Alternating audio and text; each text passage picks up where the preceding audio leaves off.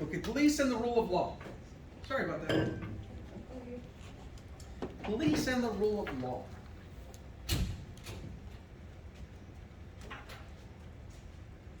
Search and seizure. What is search and seizure? What does it mean? We talked about it a little bit, but what does it mean, the term search and seizure? Two different functions. We're going to search, we're going to seize. How does it work? What does it mean? Nobody. I want to give people a chance. I appreciate it. You waited. Drake waits, looks around. Nobody's saying anything. Go ahead, Drake. What do you got? Well, the unreasonable search and seizure. Doesn't say unreasonable. Just search and seizure. Don't read it. What is that? Constitution. Mm-hmm. It's a primary article in the Constitution. It's a right we all have to be free from unreasonable search and seizures. Absolutely. Okay, to be free from unreasonable search and seizure. So, I'm going to come over here. I'm going to be a busybody. And I'm going to go, ooh, drop your stuff. Did I violate her rights? If you had, the way current Supreme Court precedent defines it is if you have probable You cause. know he likes to read into things. Probable The cause. question was, did I violate her rights? I just dumped it. I'm not going to do it. But I just dumped. Please dump. My dope is in there. An officer acting under the color of law, yes, you violated her rights. Am I an officer? Well, Did I violate her rights? I'm presuming you're an officer. God, he loves to read into things. Yet I'm a teacher. I'm here. Did I violate her rights? No. Thank you. But you're right. He's right. I'm being difficult with him.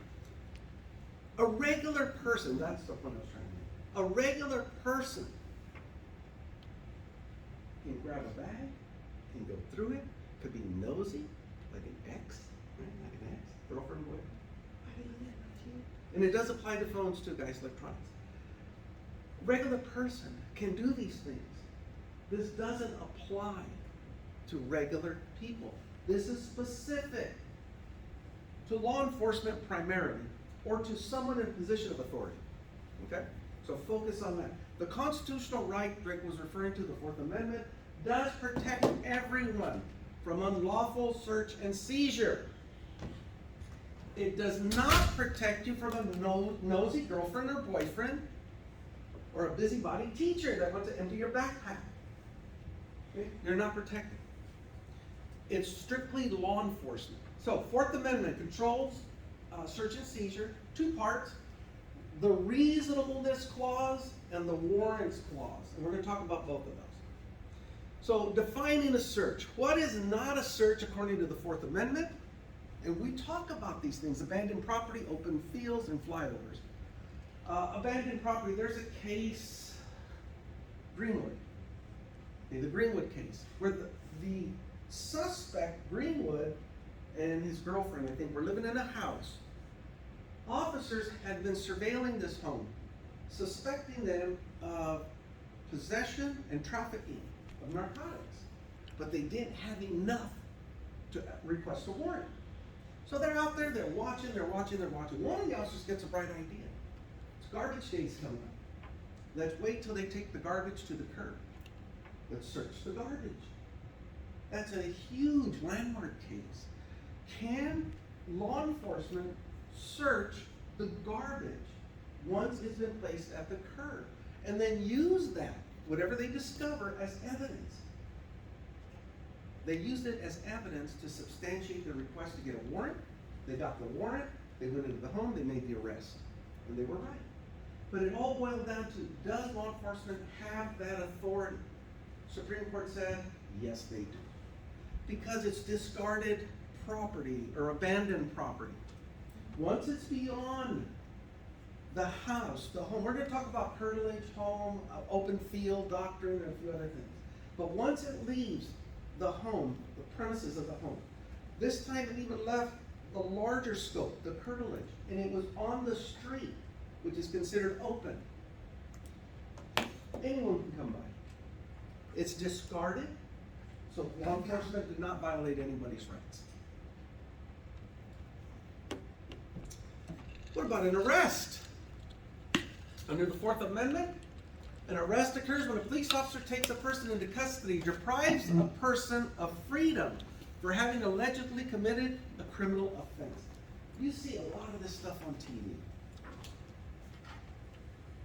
Officer has a person of interest. Not gonna make an arrest, just wants to ask questions. What are you doing here? At this hour, in front of this store, you and your partner, both of you, what are you doing here? Explain yourself. It's not an arrest, it's an inquiry. Can the officer detain these people to talk to them? They don't have enough to effect an arrest, we know that. But do they have the authority to stop these people, to talk to them? I see one head shaking, yeah. The question comes up for how long before it becomes unreasonable. Unreasonable, guys, that word is going to kill us. Unreasonable, because it's so subjective. But the court has added a little bit more language to that term, and we're going to get there hopefully today. But unreasonable. So if I'm talking to these two people, I'm the officer, you guys are this, not even a suspect, just persons of interest. How long can I keep them here to talk to them? What's reasonable? I would say probably just the amount of time to find out, ask the questions and find out like what they're up to maybe, and that's about it, so. That's a good answer. What do you think? It's whatever the judge determines to be reasonable by case basis. It's always case by case. Ultimately, a judge might have some say, but in the field, right now, we don't have a judge. It's just them, me. As long as it takes to answer the questions, that seems pretty good. Anybody agree or disagree with that one? I disagree. You disagree? Disagree? Why? So I was watching a video of a gentleman riding his horse to work on a road, completely legal, got pulled over, Yeah. and it was unlawful detainment because they said, why are you stopping me? You can't honk my horse, you can't pull over a horse, you're doing So, illegal behaviors, this is a safety risk. And the officer, well, you can't be riding a horse in the street. I'm detaining you. Yeah. But, For what? What did you detain him? You detained him for riding a horse. That was it? Yeah, on the street. Okay, before we go any further, there's a lot of stupid cops out there. Okay? There really is. In that case, I'm not familiar with it, but why are you going to stop them? This case, I haven't got there yet, but this case, these two people that I've shown interest in, there's been burglaries on this street. They match the description. Okay, so I just want to know what they're doing. I don't know if it's them, the ones doing the burglarizing, but I want to find out a little bit more about it. So if you're an officer, you have information likely to believe that the suspect matching your description, I believe the encounter, the detainment should last until the officer believes that, he's not the Exactly what you just said. Yeah. Same thing, but you said you disagree. Cool. Now you agree, right? Because now you know a little bit more of my thought process. And this is the thing that happens with the YouTube videos and all these other videos. They're edited. I think the officers even talked about that. And they only show the bad parts of the encounter. They don't show the whole scope of the encounter. So in this case, I have information. I need to know what these people are doing here. I don't have to tell them that. Remember, I can lie to them. I don't need to share that information, because if I do, they're going to know I'm on to them. So I'm questioning them. I want to know who they are, where they've been, what they're doing, maybe even how old they are, depending on the time of day. Whatever questions are relevant to ask, I'm going to ask. Now, they don't have to cooperate. They don't. They can tell me to take a flying hike. Are we free to leave? That's what you see in the videos. Are we free to leave? No. Well, am I under arrest? No. Well, if you're not going to arrest me, God, I hate it going this way, then you got to release me. No, I don't. Misinformation is going to get you in trouble. If you push the issue, I will restrain you, and we'll have this conversation at the station. And then I'll apologize if it wasn't you, if I got the wrong person. But you didn't want to cooperate with me, and I had not probable cause, but reasonable suspicion. A little bit more than a hunch. And the court says I can act on that to further the investigation. Now they're cooperating. They're gonna say, no, we go to school here, this is my name, this is what we're doing here. It took 10 minutes. I said, well, I appreciate your cooperation. You're on your way. I put it down in my notepad, because I may see them again. Okay? That was it. That is simple, very, very simple. Stop to just ask a few questions. An officer can do that.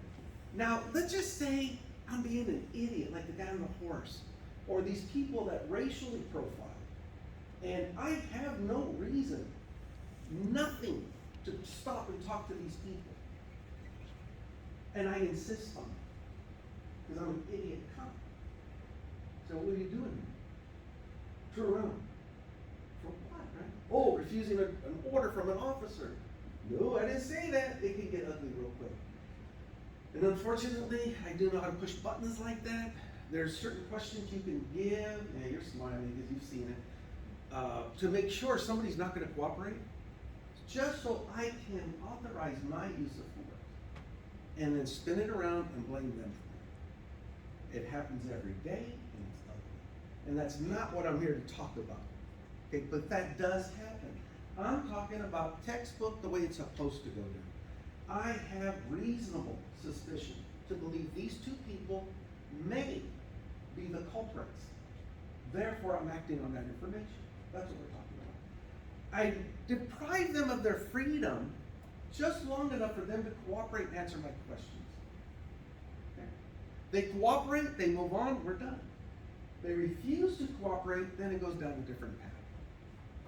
Let's say after discussing it with them, I've concluded that these are the suspects that we've been looking for. In the course of my contact with these two persons of interest, one of them has slurred speech, a speech impediment, matching the description of the burglars that we're looking for. That's more than reasonable suspicion. Now it went up. It just went up from reasonable suspicion to probable cause. There's more identifying characteristics. And now as an officer, I believe that these are the people responsible for those crimes, and that I'm going to arrest them. You're tired. I'm blinking one eye at a time, dude. I'm That's so okay. tired. Just do what you can. Yeah, again, that's how I feel. Okay. Yeah. So we're at the point now, I have probable cause. I know I'm going to effect an arrest. At this point, I can no longer ask any more questions. What must I do? I'm going to arrest them, but what must I do? Mirandize them. Okay, that's the catch. When an officer believes that they have enough information to effect an arrest, and that any further question is going to contribute to the criminal, incriminate the suspect in a criminal act, you cannot ask any more questions. That's when I have to Mirandize them. It's up to me, my discretion, if I want to restrain them or not. Just because I'm going to arrest them doesn't mean I have to put cuffs on them. As long as they're cooperating with me, the crime isn't that serious, let's go. Maybe they're tiny in stature, get in the car. You give them the sedan. I don't have to. Maybe I'll cuff them in the front. Maybe I'll cuff them in the back. I don't know. Officer discretion. These two are hard-ass criminals. They're gangbangers, they're troublemakers. So you guys fit that description. So I'm gonna cuff them from behind. I'm gonna do a pat-down search. We're gonna talk about searches in a little bit. But I'm just doing a quick pat-down looking for weapons. Anything that they could use to hurt me or someone else. Throw them in the car, they're under arrest. That's simple. So we Mirandize. Take a minute on this one. We Mirandize a person when we believe that they are going to be held accountable for a criminal act. You see it on TV. Officers jumping out of their cars, tackling somebody, putting them in restraints. You have the right. That's so stupid. That's not what happens. Okay, it's not until you think these people are guilty of something before you can question them on that act, they get them arrested. All right. A search warrant, an order issued by a judge, directing officers to conduct a search, specified premises, specified object. An arrest is to take someone into custody. We're going to get into both of these, the requirements of a search warrant and for the arrest warrant. Okay, warrant required two key situations: arrests and searches in private homes, specific type of property, and arrest for minor offenses committed out of the view of an arresting officer. This scenario I gave you a little while ago would have been the second one on this. Information that I received, I'm acting on it, I stop these people, I question them, and it ultimately led to an arrest. I didn't have a warrant. Okay. The first one is, we have a warrant. We have probable cause to believe something is going on in a residence or at some property. We meet the criteria for that warrant. It's submitted to a judge or a magistrate, and that person has to be impartial. There's some keys to who can authorize that warrant. An impartial judge or magistrate.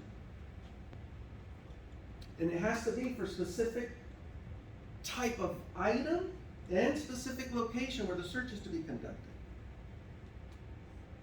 3 requirements must be met before a warrant can be secured. Gotta have probable cause, not reasonable suspicion. Neutral, detached magistrate, and particularity. Okay, the first probable cause. It's a sworn statement, and I read a lot of the FBI's request for warrants. They do an excellent job. Local police, they do okay. They do a good job, but the FBI, my goodness, those guys can write. So anyway, probable cause. In your warrant, you gotta substantiate why you believe a judge should authorize you to enter this premise to look for and find a particular item. You can't just say, we know this person is a drug dealer, we've seen him deal drugs before, and we know he has drugs in that house. That's gonna get denied every single time. Now, if you're gonna say, we know this person is a drug dealer, how do you know that? Well, because on this date he was arrested, found guilty of trafficking narcotics. On this date, you have to list everything. Okay. How do you know he has drugs now?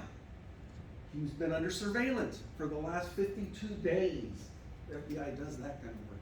52 days. We've observed them, every interaction, recorded transactions, recorded audio, video. Everything has to be submitted with that warrant. Particularity is the last one.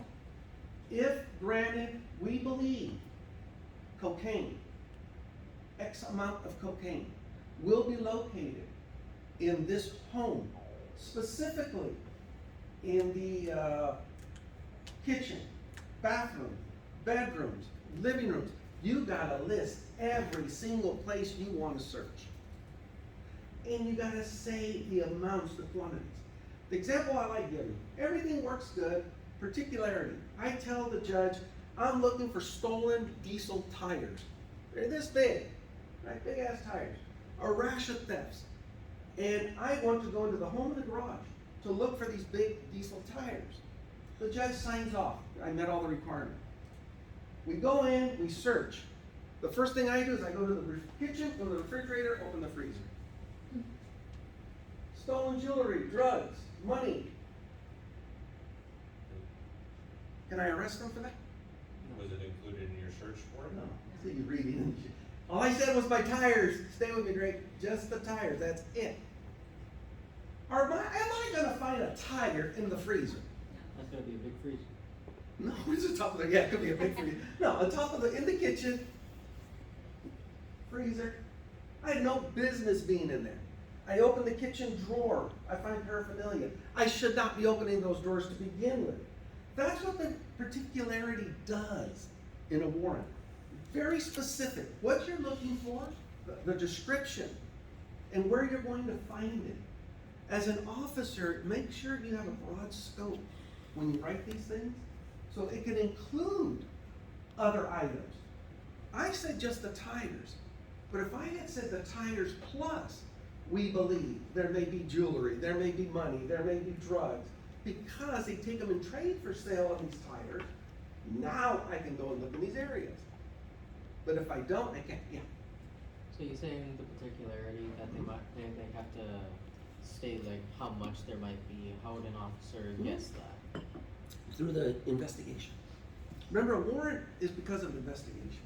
We've watched these people, we've seen them move items. One that comes to mind, happened in Fresno, and again with the FBI and DOJ. They were harvesting marijuana when it was still illegal, up in the BLM. It's government land, not owned by anyone, up in the forest. They had cleared out a bunch of area, and they were harvesting large quantities of marijuana. A lot of things were happening in this case. They were using illegal Mexican, they were picking them up, hiring them, saying they were gonna take them up to the grape fields. Then at gunpoint, they'd take them up to these fields and make them work. Yeah, it was ugly what they were doing up there. So then they would get them to harvest the crop, bring it down to this barn, and they have that crew with them, and the same Mexican guys that are up there cleaning all this stuff. Now they had the recordings, photographs, I mean, interviews. They had snitches in there, so they had all this evidence. They wanted to wait to get the whole ring. Then they finally cleaned it. They took it to another home in Fresno. That was the home. There was a lady in charge of everything. From that home, that was the distribution hub, and cars would come in and they would be selling from that house. They ended up waiting till they got to this point. They make the transaction, then they stop the cars as they left and make arrests. They must have arrested 40, 50 people and about 50, 60 illegals. It was ugly, but the reports were good, everything was there, and that's how they knew the quantity. Because they knew the fields, they saw the packaging, they saw the end products. Okay. Does that make sense? Yeah. Yeah, it's never just a hunch. Yeah. How do they get in on this? Like, how do you usually get in on this? Are you like patrolling and then you see something suspicious? Or like, how do, like. That's one way. That is, it could be that simple. It could be a simple drug bust at a high school. So where'd you get your drugs? Oh, I got them from so-and-so, and you just follow the chain.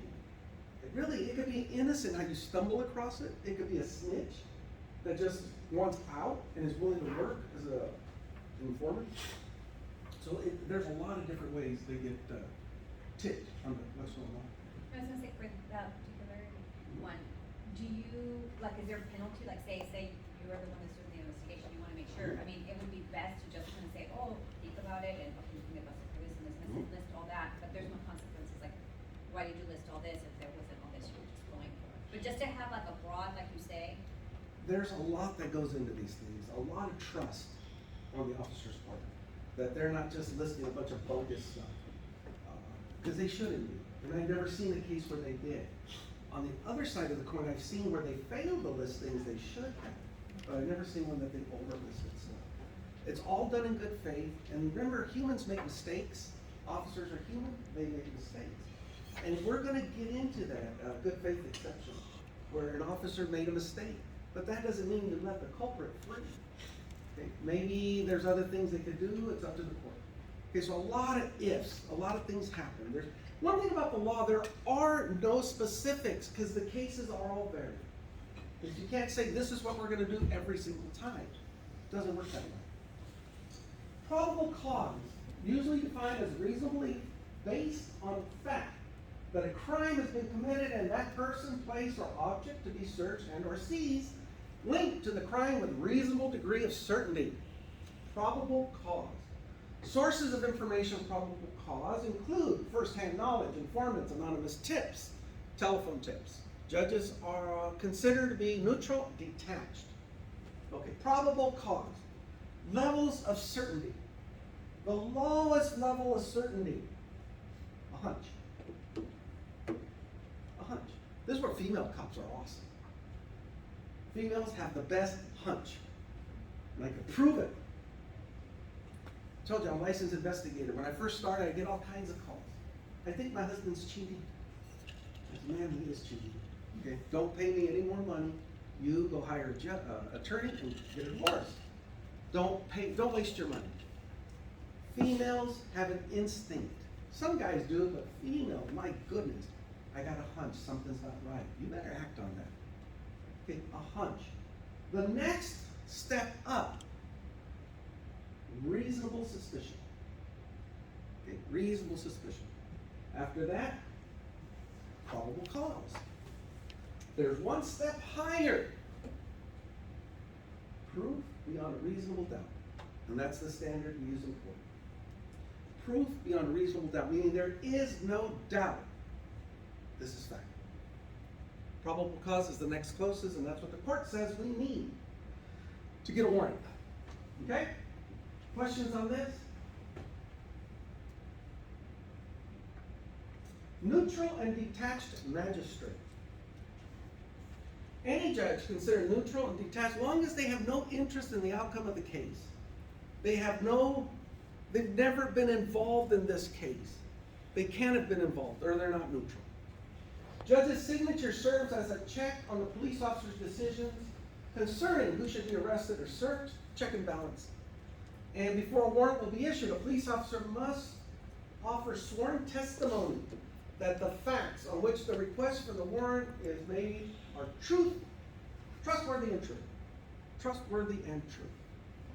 And it's submitted in an affidavit from the requesting officer, swearing to these facts. That this is, anybody watch that movie Training Day? Yeah. Right? Yeah, that's bull. Maybe there's one or two bad cops like that, but that's not how they do business. That's where they had a warrant, how this judge will sign it off for you. Doesn't really work that way. Makes for a good movie, I liked it. But Yeah, the judges get in trouble real quick if they they'll lose their seat on the bench if they're just signing. They can go, maybe. We gotta talk about that a little bit more. Okay, but a detached, neutral judge or magistrate must review the circumstances and agree with the officer, say, yeah, you know what, you're right. Let's go ahead and take a look at this.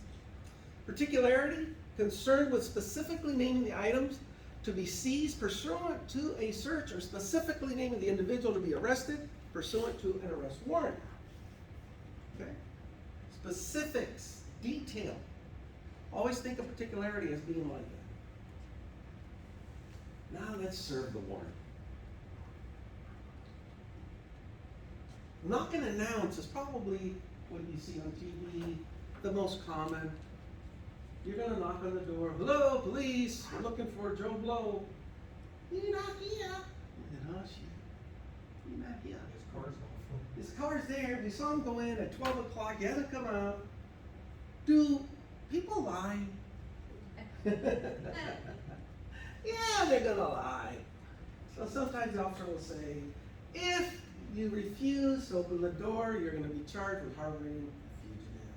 We have a warrant for his arrest. Aiding and abetting. They start saying all these things. Oh shit, I don't want no trouble. They open the door. No. Knock and announce. Keep property damage to a minimum.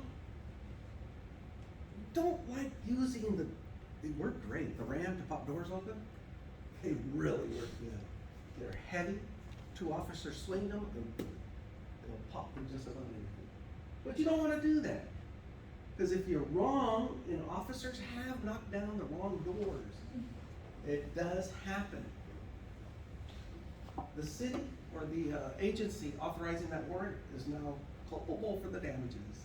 Don't want that. Appropriate force, there's a good one. How much force is appropriate? What do we think? How much force is appropriate? It's subjective. It's very subjective. The least amount of force is appropriate. Least, minimum, yeah, I've seen those words. Least, minimum. It's hard. Okay, it really is hard to restrain yourself to the least, the minimum. I've been cold cocked so many times, chicken shit move, just punch, right?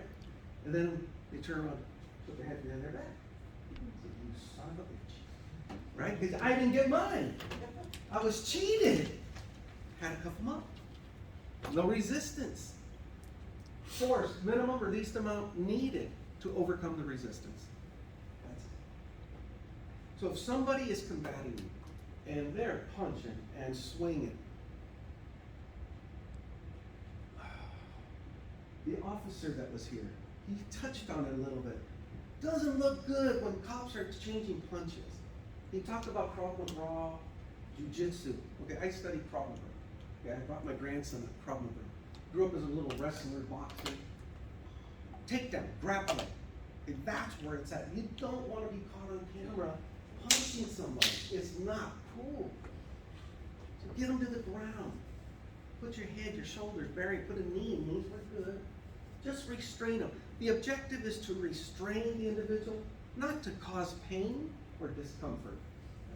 That's what I write my reports. Pay attention to time constraints on these search warrants. Make sure that that warrant, because remember the term particularity? That warrant is going to tell you when you could serve it, between which times.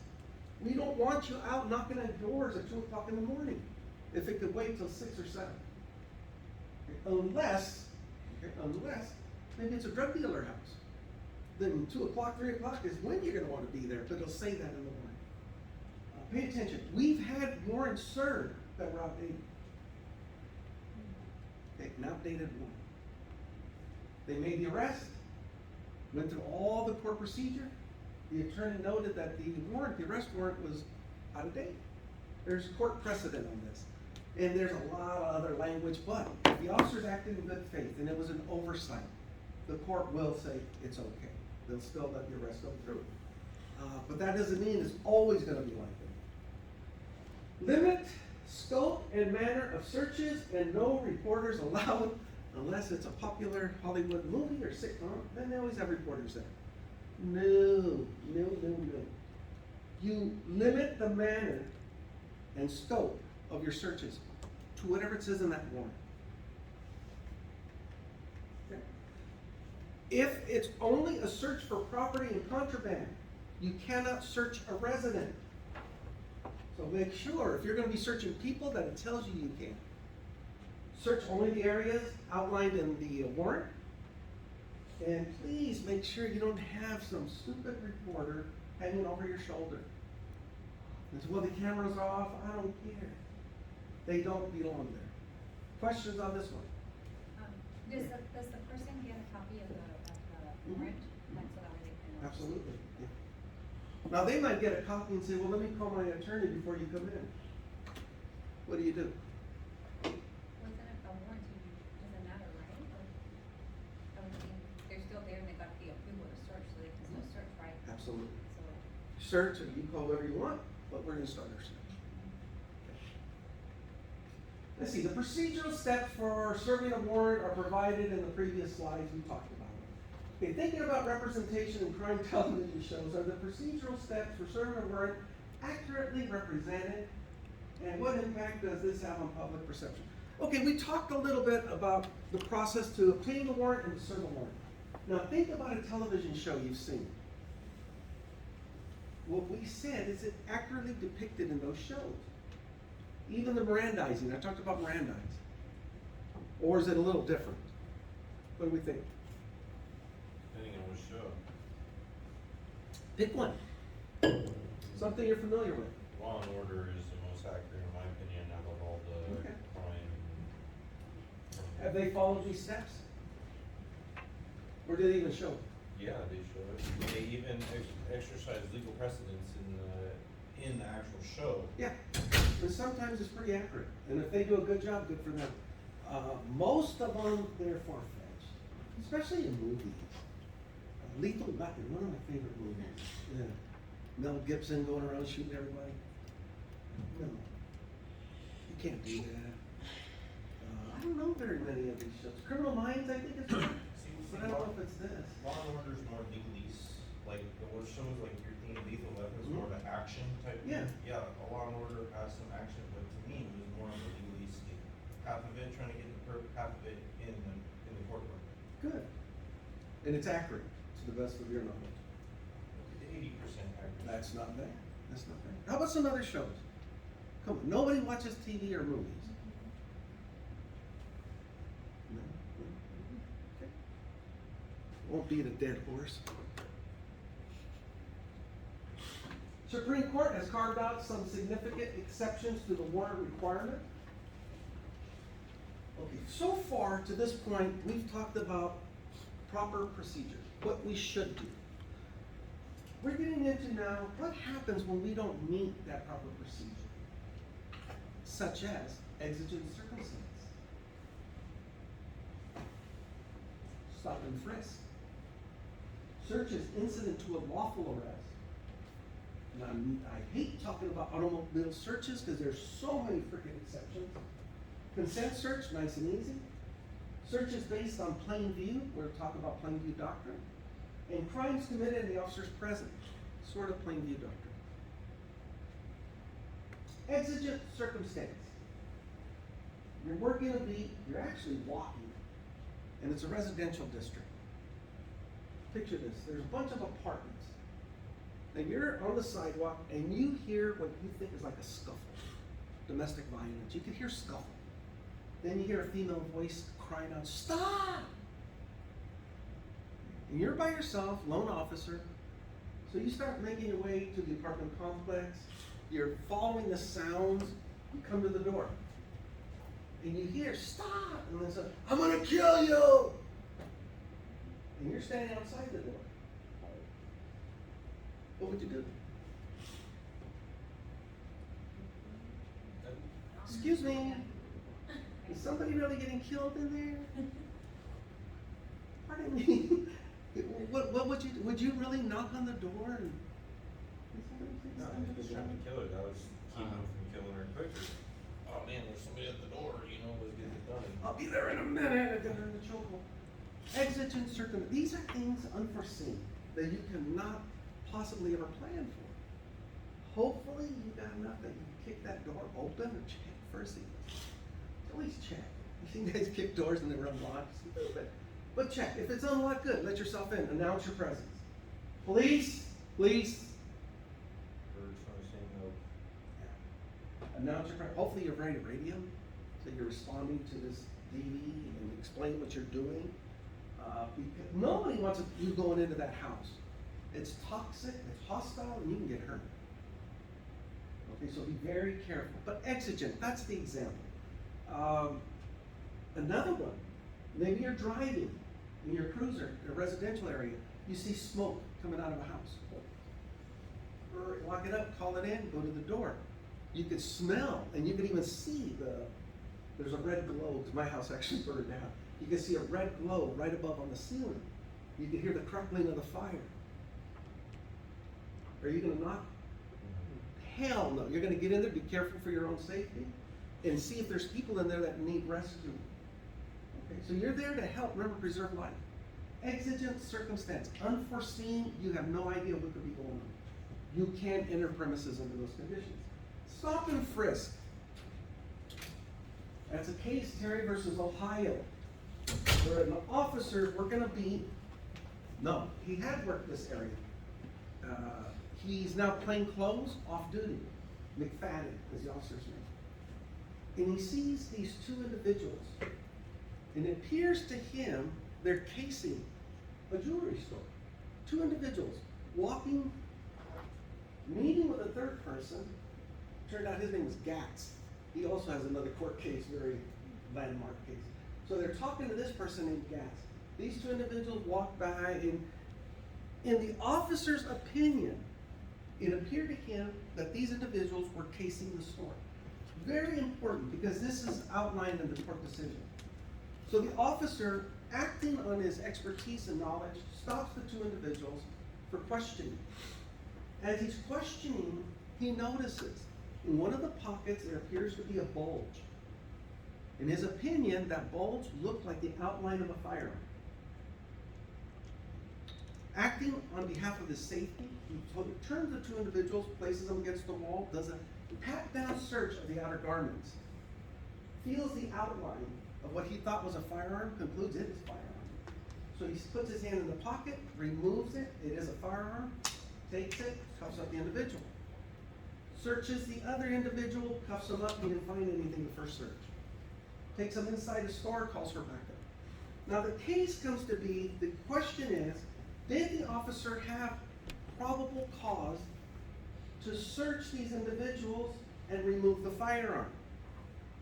Under case law, no, he didn't. He did not have probable cause. But the court said, under the circumstance, here's the word, totality of the circumstances, the knowledge, the expertise, the suspicious behavior, they took the whole thing into context and said, he had enough cause to do a pat down.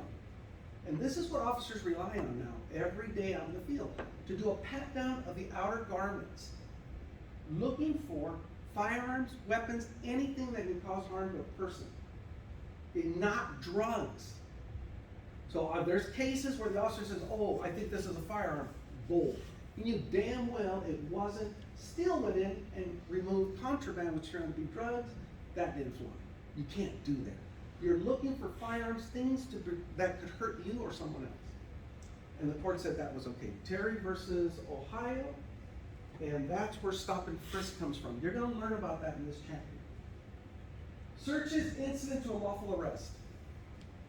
And that one ties into the one about the officer's presence. If an officer witnesses a criminal act, doesn't need a warrant. He observed your actions, determined that was in fact a criminal violation, he can effect an arrest. Because he has the higher standard of suspicion, probable cause, he can search you. He could do a full pat down. He could look for drugs, he could look for anything. Incident to an arrest. And then, of course, consent searches. I walk up to an individual, excuse me, can I search you? You say, yeah, no, I'm sure. You spread out, I'm doing my search. And then you think, oh shoot, I forgot. I got a joint in my pocket. And he gets all nervous. He says, no, don't forget, I changed my mind. That's okay. Anytime the individual grants consent, they can withdraw consent at any time. Up until the point. Up until the point. Say I've already pat down and I felt that. And then he gave me consent. I'm going in that pocket and I pull a little baggie of dope. It's not illegal now, but let's just say it was. Now I can. It's a misdemeanor anyway, but I can arrest him. Then he says, no, I withdraw my consent. Too late, because it's after the fact. But if he had remembered before or said no at any time, then I can't search him. Okay, consent. Consent can be given. It can also be withdrawn by the person giving the consent. Okay. And then cars, forget it. Plain view. I gotta talk. No, I'm gonna talk about search warrant. I have a warrant. Remember, I'm looking for my tires. Okay, I'm looking for my tires. I'm looking in the closets. I'm looking anywhere the warrant says. I'm acting according to the particularity requirement in the warrant. However, as I enter the room, right there on the dining room table, there's all kinds of paraphernalia. Looks like heroin, black tar. There's needles, there's syringes, there's everything lined up right there. Can I arrest them? Charge them with that crime? Yes. That's plain view. I didn't have to search. I just saw it was there. You get a lot of plain view when you're doing automobile stops. Officer stops you, looks, license, registration, then looks in the back, and right there in the back, you didn't package all your narcotics and they're spread out. Or firearms. They're out in the open. He can take them, he can charge you, he can arrest you. Okay, exigent circumstances include, talked a little bit about exigent. Hot pursuit, danger of escape, threats to evidence, and threats to others. Threats to evidence, oh my God, that gets people in trouble. Go to search. Execute a warrant, search warrant. Pound it on the door, boom, boom, boom. Police, open the door, boom, boom, boom. Then you hear somebody inside. They're flushing.